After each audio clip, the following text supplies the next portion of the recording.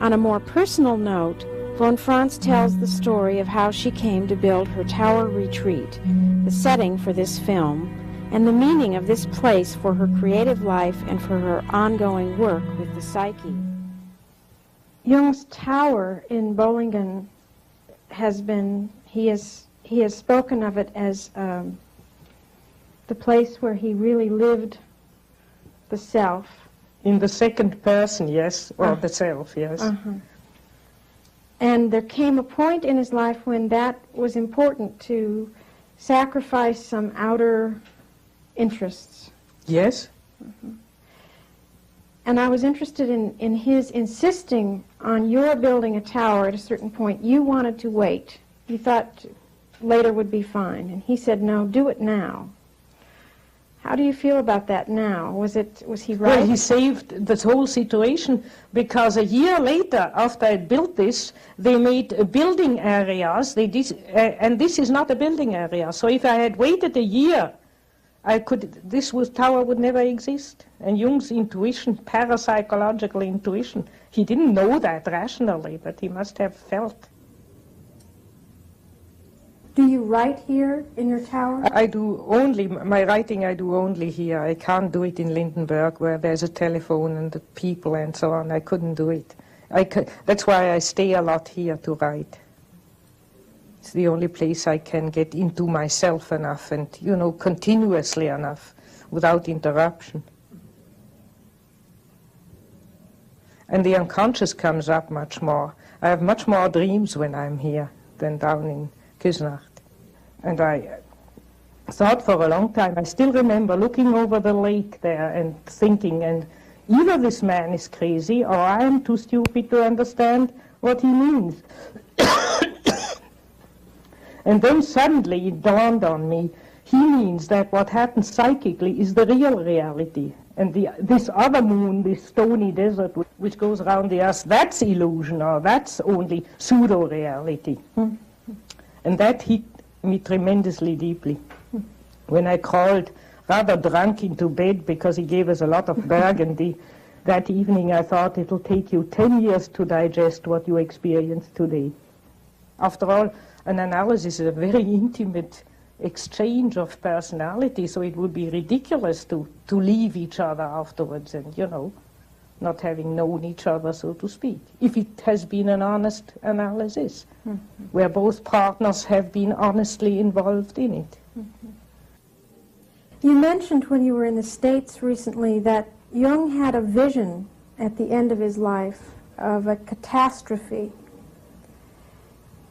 Can you speak about that a little bit? It was a world catastrophe. I don't want to speak much about it, but he tried to convey to his family some things, and when he was right dying, and they didn't get the point, so he called for me, but they wouldn't call me.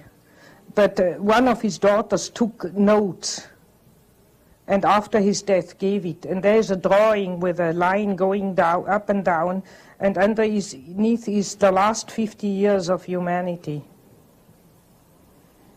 And some remarks about the final catastrophe being ahead. You spoke about playing with Jung once by the lake. Did you do that from time to time? Yes.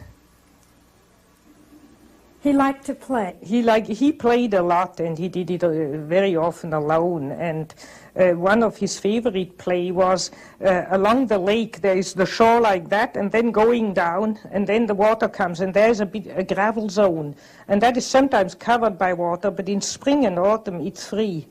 And when it's free, then little springs come out of that border, tiny little springs.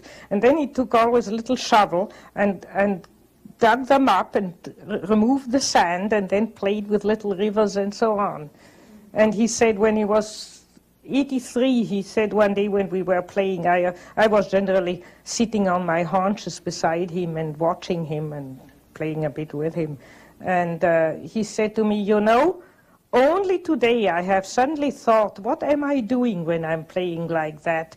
That's what I have done all my life, digging out springs. But you see, he really didn't even reflect on what he was doing. He was just enjoying that. He called it the waterworks. And always before he was writing, he did some days or even weeks of waterworks till he was in the right mood, and then he began writing. And somehow, for some pleasant reason for me, he allowed me to participate. So I sat sometimes for hours beside him, just watching, not talking. Once an old peasant went along and said to me, isn't this Professor Jung not a world-famous man? And I said, yes, he is. And he said, wouldn't think it if you see him like that.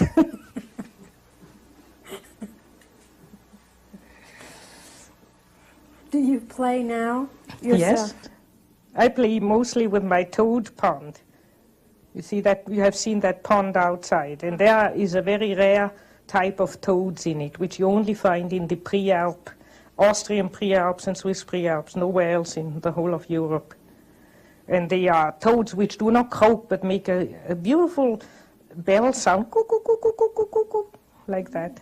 And so I play mostly with those toads. Somehow that feels to me as if that would help me with the Animus myself. Oh, yes. The play. Yes. The Animus is always dramatic and serious.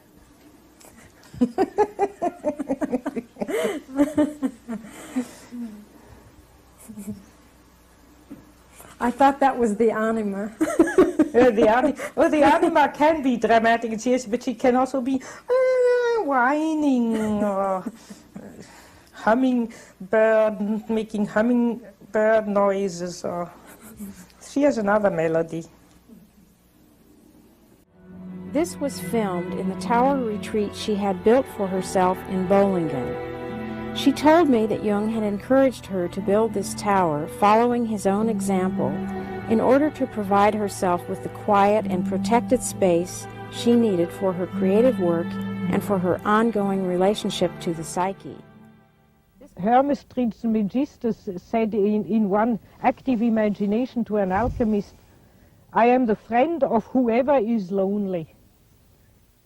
The unconscious doesn't speak to you when you are with people. Your attention goes to the people. Mm-hmm. While when you are lonely, I've lived in this tower sometimes 3 weeks alone without speaking to one word to anybody. And I sometimes thought I was going off my head. Mm-hmm. But the unconscious became alive. Mm-hmm. It was my partner. And that's why you have to be lonely, so that the unconscious becomes stronger. It's like loading up the unconscious, and then it manifests. And then you are not lonely anymore. So we have to support the unconscious. It's not enough to just have it. We have to actively turn towards it and support it so that it then helps us. Here's a dream that shows the animus in a highly negative form, chastising the dreamer and driving her into a state of bitter isolation. So that is the classical image of the destructive animus. If a woman cannot escape these self-destructive and self-annihilating thoughts, it might even lead to a severe psychological disturbance, or at least such women who can't escape their bluebeard become generally isolated, bitter women who have no men loving them and find no partner and live in bitter isolation, if not worse situation. Now we move on to animus, the Latin word for spirit. It personifies the logos, the rational thinking function. If a woman is married to him in his dark aspect, that is, she may be married to him in fact, she may also be married to him within herself, probably both. It may make her rigid and opinionated. She thinks she knows everything. When she's alone, she thinks she knows nothing.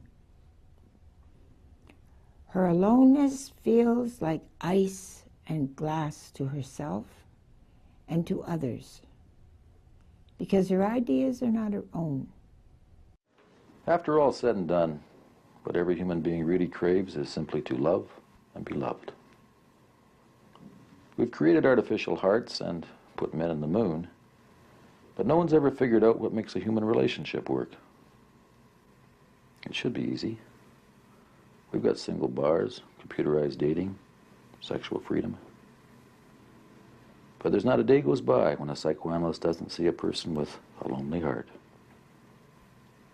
That can be interpreted in two ways. One can interpret it as relating to the fate of women, or relating it to the fate of the anima of a man.